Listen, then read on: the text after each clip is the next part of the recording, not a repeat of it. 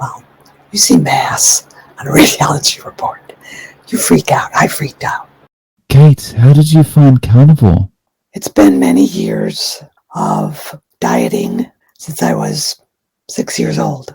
My mom was always overweight/obese, and then I picked up bad eating habits and then got addicted to sugar, as she was, as many are.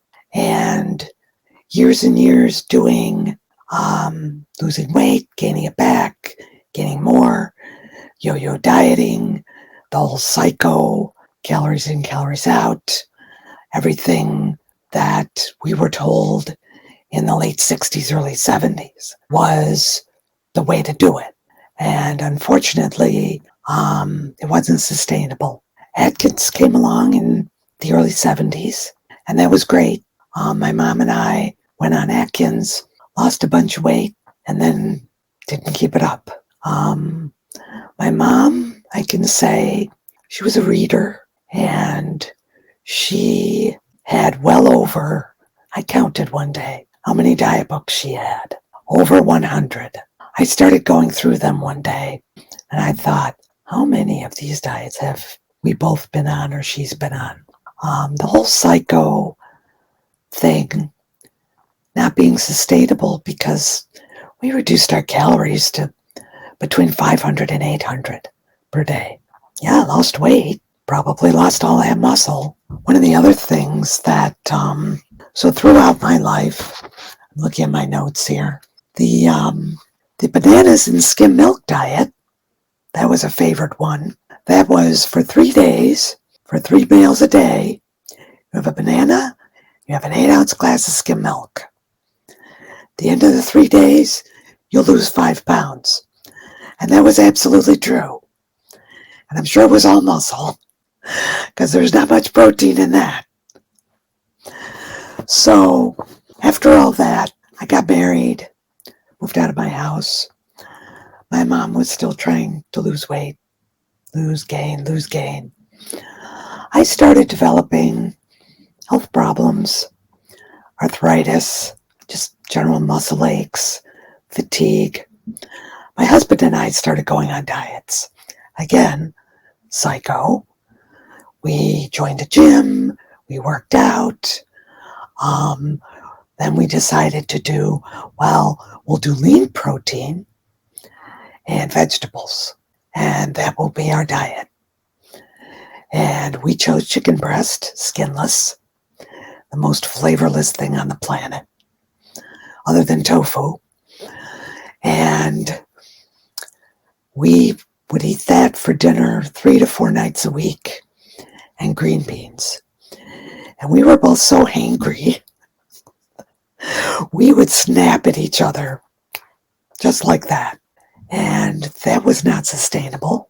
I got pregnant with our son. I didn't gain a lot of weight because I was trying to be careful not to gain weight. Doctor said, great, you're doing wonderful. Had my son. Labor was very long and protracted. 38 hours. Yes, my first child, but still, 38 hours is a long time. I was metabolically unhealthy, even though I hadn't gained a lot of weight with my pregnancy. Fast forward, 6 years ago, I've had between 2006 and 2017, I had 8 surgeries for various health problems. Lower back pain, nerve pain, needed a fusion, had a fusion. I had a kidney problem that was a congenital problem, but still my weight was not helping. Had kidney surgery, had gallbladder stones, gallstones, had that surgery. It went on and on. In 2017, I was tired of having surgeries. I had one more surgery at the end of 2017, which was a neck fusion, because the arthritis was so bad that 2 of the neck levels, the bones met. You normally have discs. There we go. Bone on nerve pain is excruciating.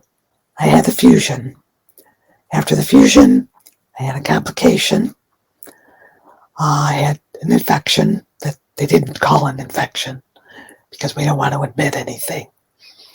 So, an infection, treated with antibiotics for 2 weeks, eventually healed my neck, went back to work, started researching. I thought, I got to get this weight off. I'm over 200 pounds. I can't do this. I found in early 2018, after doing internet research, a chiropractor who was advocating ketogenic diet. Now, the chiropractor you're probably thinking of, the one that's all over now, his name was, can I say his name? His name was Dr. Darren Schmidt. He was a chiropractor in Michigan, and I found his videos early 2018, so January, February. I was like, I've never heard of this ketogenic. What is this? Binge watched his videos. Had thought, how is he eating all this fat and meat going to help me? Couldn't believe it.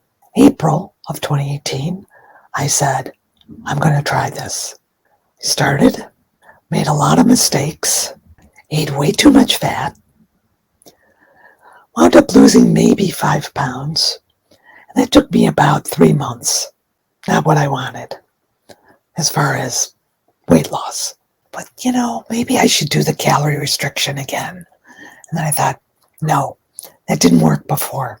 So I kept doing ketogenic. I tweaked a few things. I started losing weight. 2019, we discovered I had a condition called hyperparathyroidism, which is where not your thyroid, but your parathyroid glands go rogue. They don't know why. So one of my glands went rogue, was making me sick. Too much calcium. I had a surgery. It was not successful.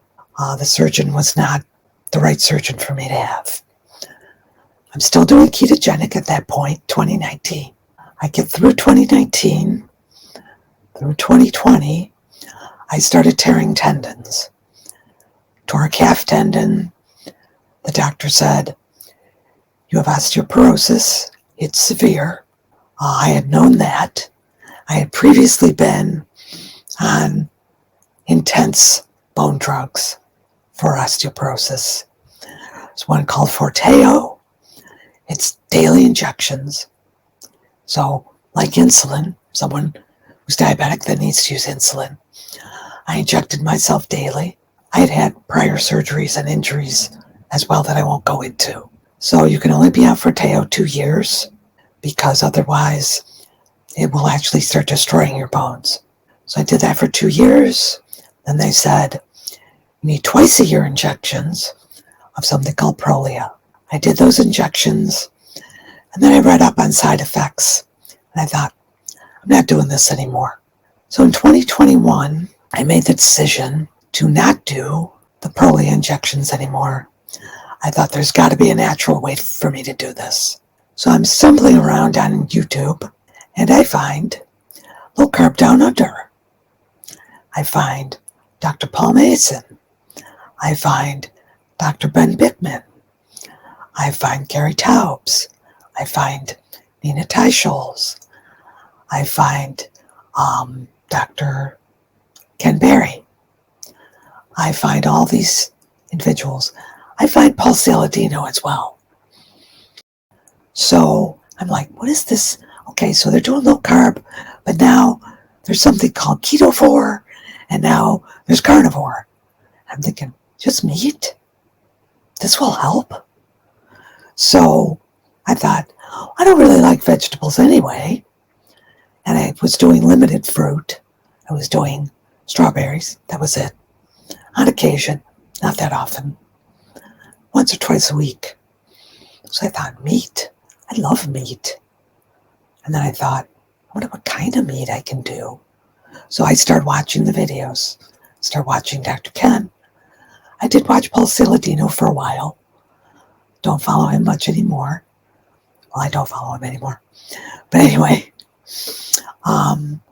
so Dr. Barry, Dr. Mason, oh my gosh, amazing people.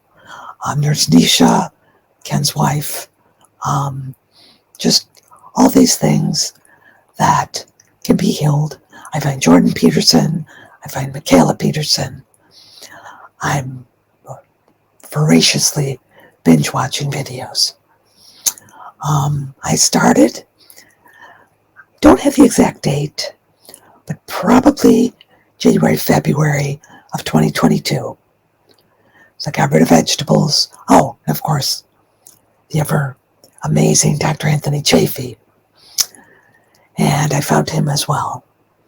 And I gave up all the vegetables. I'm about 95% carnivore. I do still have coffee on occasion, maybe a couple times a week. I do have a little bit of stevia sweetener in the coffee. I realize they're both plants. Sue me. So other than those two things, I don't eat plants. I will eat fruit once a year. In my area, which is in Rochester, New York, in June, strawberries are in season. I will have strawberries for 2 weeks, 3 times a week, and then I'm done. And I have them no more.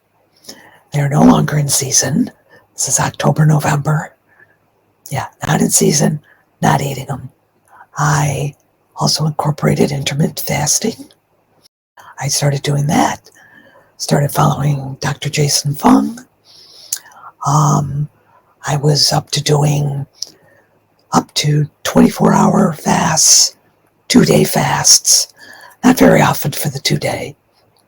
I tried OMAD, 1 meal a day. Couldn't really do that with my work schedule. Sometimes I wouldn't get home until 6 p.m. I don't like to eat late. And for me, anything after 6:30 is late. And so trying to get all those calories in that one meal wasn't good for me.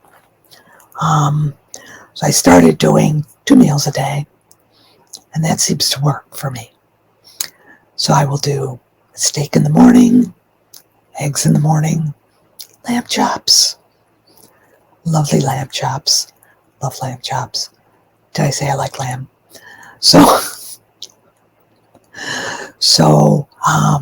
Yeah. And by the way, I do not refer, and it's fine for people who do, I do not refer to carnivore as a diet. Diet has the word die. I don't want to die. I call it an eating lifestyle. So carnivore and ketogenic for me, because in my brain, from all those years of psycho dieting, associate the word diet with calorie restriction. I'm not going to use that word. I can't. For those who can, great, you do you. I'm going to do me. At my heaviest, I weighed 285 pounds.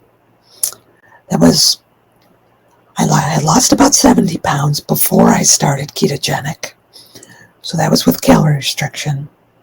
And that was over many years. That was probably 10 years. So once I started ketogenic, I was about 210. That was 2018. I am now 145 pounds. My body composition is much better. I can actually see muscle in my arms. I can see it in my legs. Couldn't see it before. Way too much fat. I've always been fat, obese, morbidly obese. I don't sugarcoat. I don't say overweight. Fat and obese and morbidly obese. People try to be nice. I appreciate that. But, I have to motivate myself, and I have to get it into my brain that I can't slack. Now, true, not 100%. strict carnivore. But I do not have any more than maybe 10 carbs a day. I'm including coffee in those carbs. Because I know there's probably 4 grams or something, a cup of coffee, something like that. And I do on occasion have a salad. If I go out to dinner with someone, I have a steak. I may have a vegetable, not potatoes, not a vegetable. I have a friend who is a type 2 diabetic. Oh, I was pre-diabetic, by the way, back in 2016. I did not get diagnosed pre-diabetic, but my A1C was 5.6 in US terms, whatever. I don't know what the units are. And 5.7 is the start of prediabetes. So the doctor said, oh, your A1C is fine. Yeah. And then when I looked everything up, no, it's not fine. I'm grazing on sugar all day long. The bread, the potatoes, it was out of control. I had to stop. I couldn't just be a moderator of sweets. I can't. It's all or nothing. Once I get that sugar in my mouth. Yeah. And stevia does not seem to have that effect with me, which I'm grateful for. But I don't have that much stevia. Like I said, a couple times a week at coffee, small amount. That's it. I used to do a lot more when I was more ketogenic eating lifestyle, because I used to bake and use the almond flour and all that stuff. And I do still occasionally bake, but I'm trying to get my son to come to these ways of eating. He is not metabolically healthy. I'm worried for him. He's 30. My husband has a chronic health condition. They have both seen how great I look now. I look pretty great, let me tell you. From where my before picture was, which I sent to you, I was in that picture, which was 2018. So 5 years ago, I was 195 pounds. Like I said, I'm now 145. It did take me a while to lose, and I think that was because of the health conditions I had, that I still had. So ketogenic and carnivore helped me immensely. My arthritis pain, I do still have arthritis. It is probably, I would say, 75% better. So I do still have it. It is not constant, which I'm grateful for. So I do have knee and hand arthritis. I still have back pain. I will report, though, that in 2019, when I had a DEXA scan for osteoporosis, it came back with severe osteoporosis, still, in 2019. And I was discouraged, but I was doing the Forteo, was doing the Prolia shots. I thought, geez, I did the Forteo for 2 years. I've done the Prolia shots for 2 years. Why is this not better? And so I thought, there's got to be something else. So I'm happy to say that from the 2019 DEXA to the 2021 DEXA, which I had stopped the shots and I started eating more meat, my osteoporosis was gone in my back. They measure your spine and your hip. It was gone in my back. And my hip was now at the osteopenia level, which is kind of like a pre-osteoporosis, like you have pre-diabetes and diabetes. So my hip, so I don't know, I've not had another DEXA. I should get another one to see if my hip has improved. So I'm excited, kind of, to go get that done at some point to see what eating even more meat now has done for my bones. I don't take calcium. I do eat dairy. I don't have a lot because I think that kind of stalls my weight loss. But you know what? I'm to the point now where I'd like to lose another 10 pounds of fat, not muscle. But if I don't, I'm okay with that. And that took me a long time to get to in my head, because I really have visions of weighing 135. The other thing that osteoporosis did was, as women or whoever has osteoporosis, men get it too, as we get older, we start to lose height. My driver's license, when I was 21 years old, listed my height at 5'6". I am now 5'2". I have lost 4 inches between age 20 and where I am now. I will tell you my age range. I don't give my age. And that's for security. That's not for pride. I'm between 58 and 62 years old. I feel better today than I ever have in my life. Teenager, in my 20s, hands down, the best I have ever felt. More energy, I sleep better. I've always had issues with sleep, but I think that was related to the hyperparathyroidism. Not sure, because I have a regimen of different supplements that I take for sleep. The other thing, and this is not diet related at all, I also binge watched Dr. Thomas Seyfried, whatever.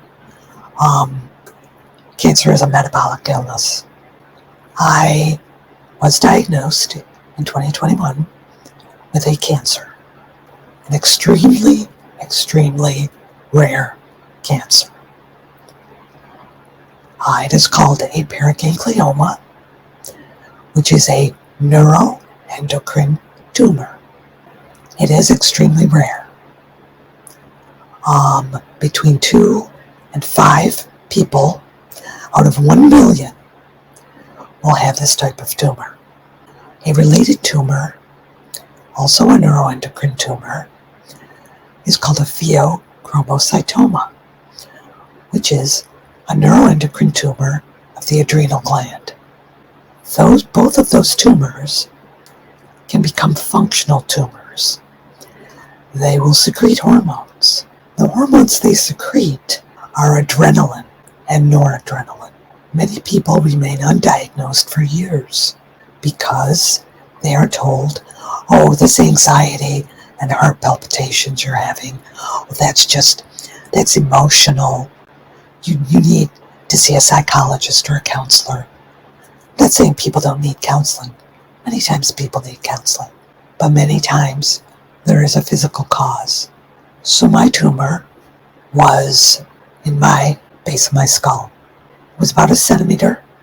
It was wrapped around my vagus nerve. I have 2 vagus nerves, one right, one left. This was attached to my left vagus nerve, right up at the base of my skull. I found this out from a CT scan I'd had because they were looking for the parathyroid adenoma. I saw the report before my doctor did in my electronic portal. All I saw was radiologist report, mass. Well, you see mass on a radiology report, you freak out. I freaked out. I'm messaging the doctor. I'm looking up stuff online. The doctor sort of brushed it off, which I was surprised. She said, well, they're very slow growing. I don't think you have anything to worry about. Okay, pardon me. It's not your body. It's mine. I sought out other opinions. I came to find out that this particular tumor that I have, or that I had, is genetic. There is a genetic mutation for it. There are actually 20 different genetic mutations that you can be tested for this type of tumor. I had all the tests. One came back positive. I found a community of people on Facebook, as well as a national alliance for these types of tumors, and people who have them or caregivers. Many people die from these tumors, and the reason is because they're not diagnosed in time. I'm convinced that finding ketogenic and carnivore way of eating has only helped me. I did have the surgery back in June to remove the tumor.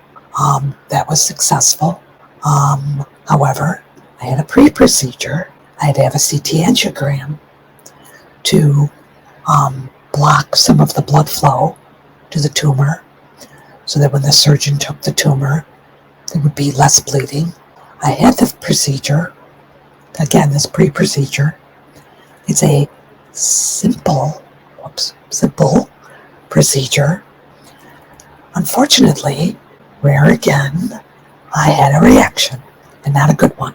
I suffered some brain trauma, and I slipped into a coma. So instead of waking up after an hour, I didn't wake up for 2.5 days. My family thought I was going to die. They thought I would never wake up. I woke up 2.5 days later, and my family is amazed. My doctors are amazed and relieved. And I'm conversing with them just like I'm conversing with you. I credit carnivore with that. I think the ketones, and there were times when I would have MCT oil in my coffee. I don't do it much anymore, but I would do it regularly when I was doing ketogenic, and then I was trying to get away from doing that when I did carnivore or started carnivore. So I'm convinced that that is what helped my brain recover. And then when they told me what happened, I had my son go out and give me a big bottle of MCT oil, and I started having protein shakes, collagen protein. I had shakes with MCT oil, and they pushed off the main surgery for the tumor by 2 weeks because they said, we want to make sure your brain's okay. Again, this was an extremely rare occurrence. The doctor who did the CT angiogram said, I've been practicing for 30 years, and you're only my third patient that has ever reacted this way. So I thank God too. I have faith that God pulled me through. I had people praying for me. My family, like I said, they didn't think I was going to wake up. The doctor kept saying, oh, she's going to wake up, she's going to wake up. And, it kept not happening. It was an experience. It was a journey.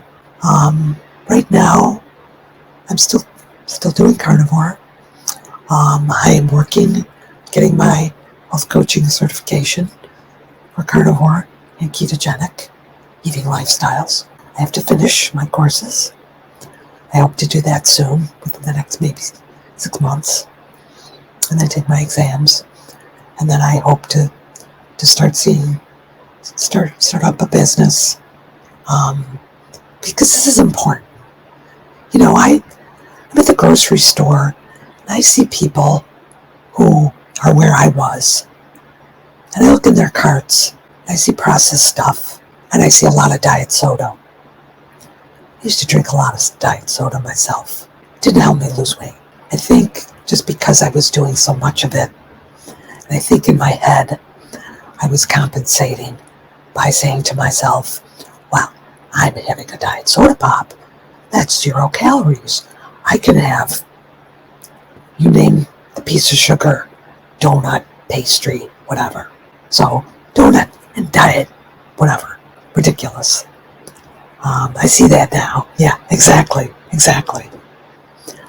And so I'm just so grateful for YouTube channels, the doctors, the low carb down under people, your channel. I have to, of course, say that one of my newest channels that I've been watching for a year is Professor Barkay. Love Bart. Oh my gosh. He is amazing. He is absolutely amazing. That they have more academic stuff on his one channel, completely over my head. But I watch him anyway, because I know I can learn stuff. And I'm just so grateful for him as well. To put all that information out there free. And, it's just, I'm, and the mental health as well. When I was obese and morbidly obese, I was unhappy.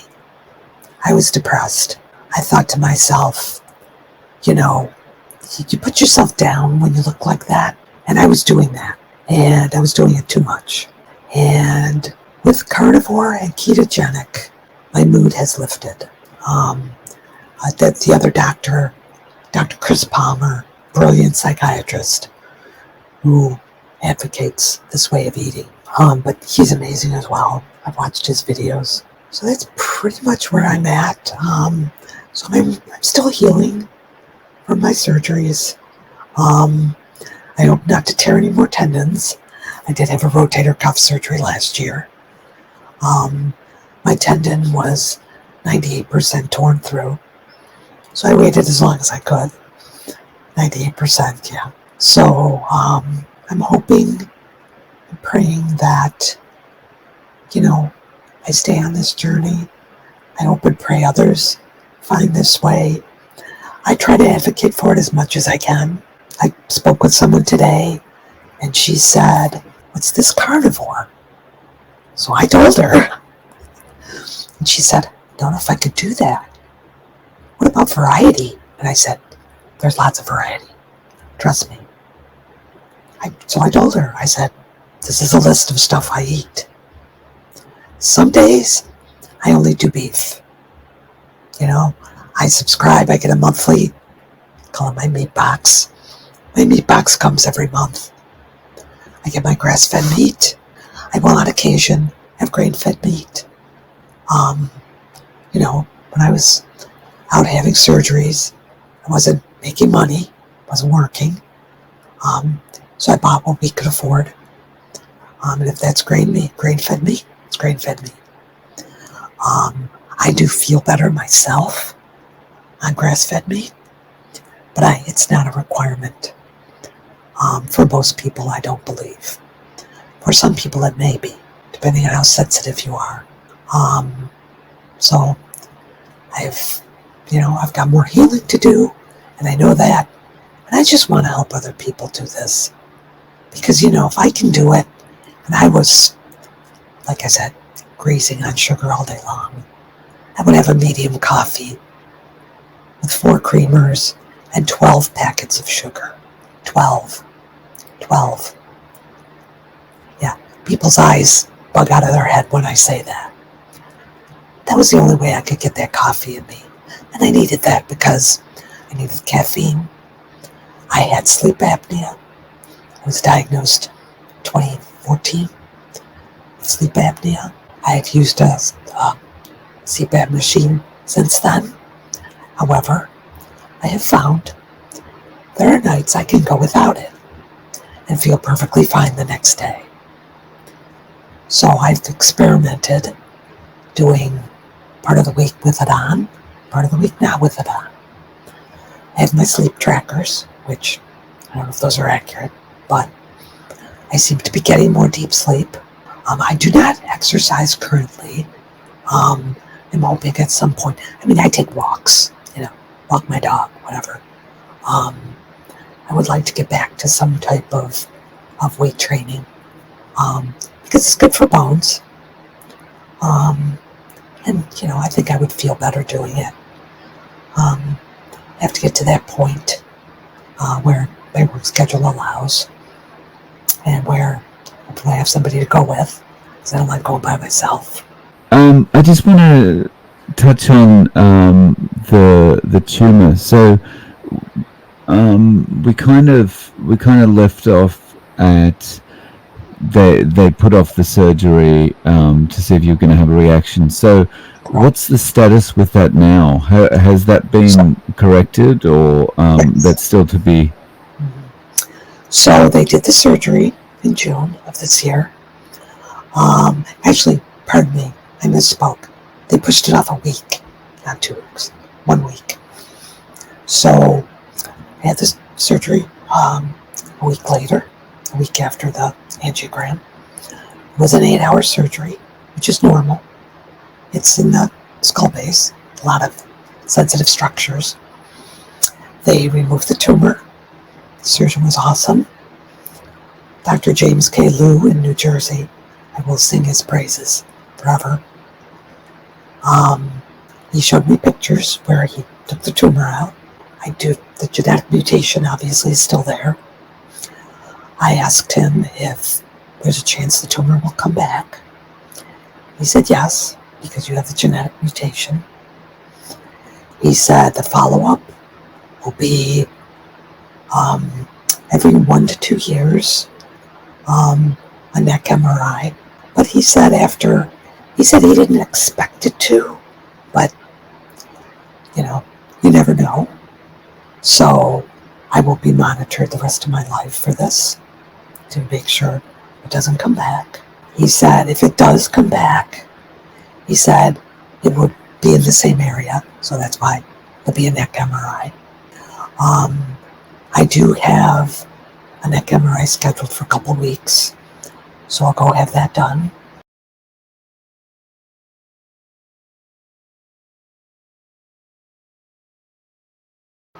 And then I can also get, next year, I'll probably get a PET scan.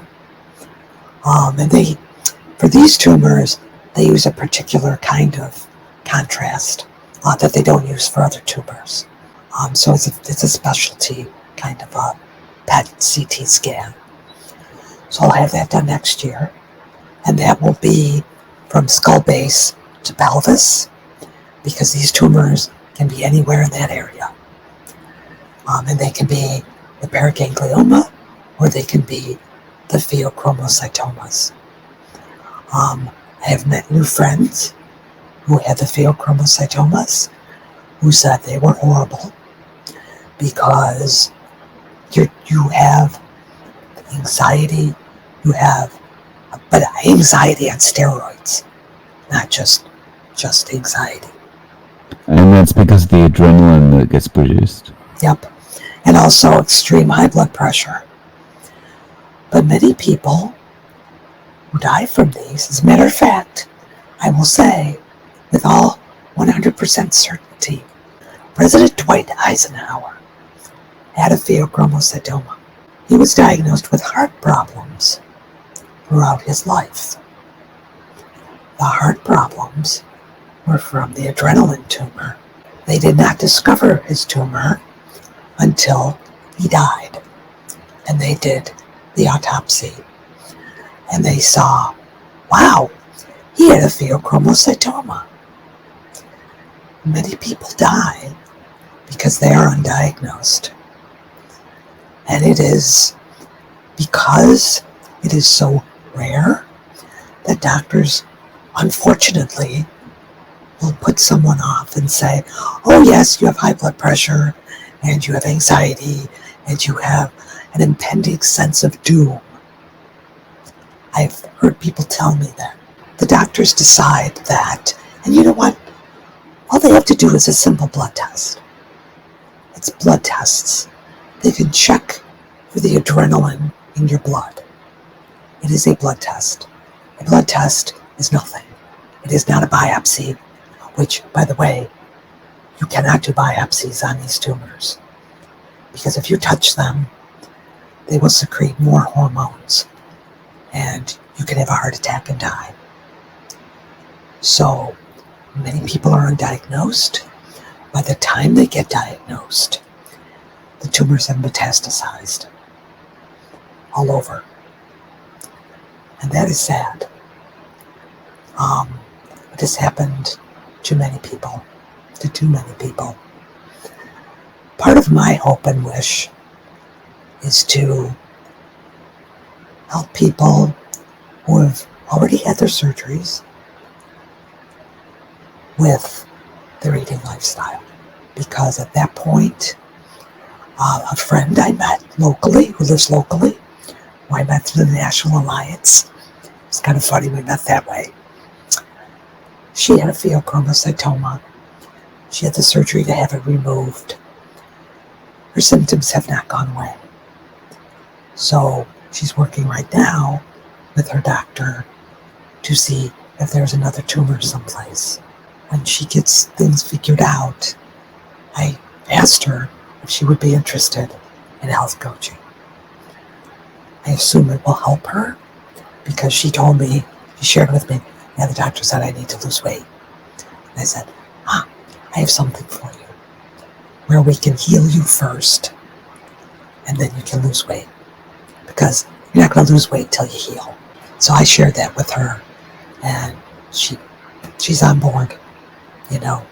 So I'm hoping that I can reach out to some of these folks and say, hey, let's try this.